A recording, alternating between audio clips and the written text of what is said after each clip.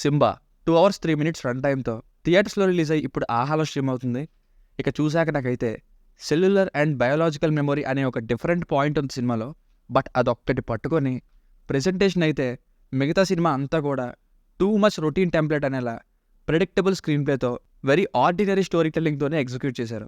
ఎప్పుడో స్టార్టింగ్లోనే అనసూయ గారు చేసే ఫస్ట్ మర్డర్ని చూస్తేనే అసలు ఏదో జరిగి ఉంటుందని, అది ఎలా చూపెడతారో కూడా మనం ఎక్స్పెక్ట్ చేసేస్తాం.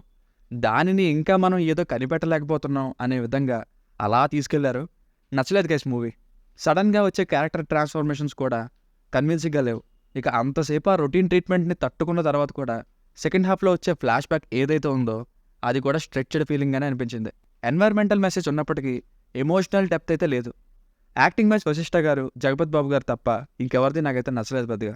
ఫ్యామిలీతో చూడొచ్చా అంటే ఎస్ చూడొచ్చు, అడల్ట్ కంటెంట్ ఏం లేదు. బేసిక్ స్టోరీ లైన్ ఏంటంటే స్టార్టింగ్లోనే అనసూయ గారు సడన్గా ఎవరినో చూసి ఒక్కొక్కరిని చంపడం స్టార్ట్ చేస్తారు.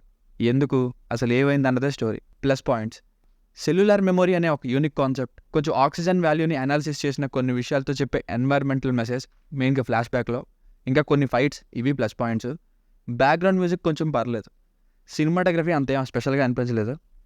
Minus points: routine presentation like ఎన్నో రెవెన్స్ సినిమాల్లో చూసిన టెంప్లెట్, రోబో 2.0, మూనీ సిరీస్, ఆక్సిజన్, ఇంకా slow paced first half, too many unnecessary scenes like love scenes అవి, dragged flashback, predictable screenplay, ఇవి మైనస్ పాయింట్స్. సో ఫైనల్గా మూవీకి వర్డిక్ట్ ఏంటంటే పెద్దగా ఎంటర్టైన్ చేయడానికి ఈ సినిమాలో అంతేం అనిపించలేదు నాకు.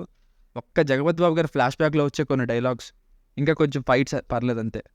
Unique concept but routine presentation. దీనికి రేటింగ్ వచ్చేసి ఇది నా ఒపీనియన్ 2.25/5. మీకు కనుక నా రివ్యూ నచ్చినట్లయితే మరిన్ని రివ్యూస్ కోసం మన ఛానల్ని సబ్స్క్రైబ్ చేసుకోండి. Thank you.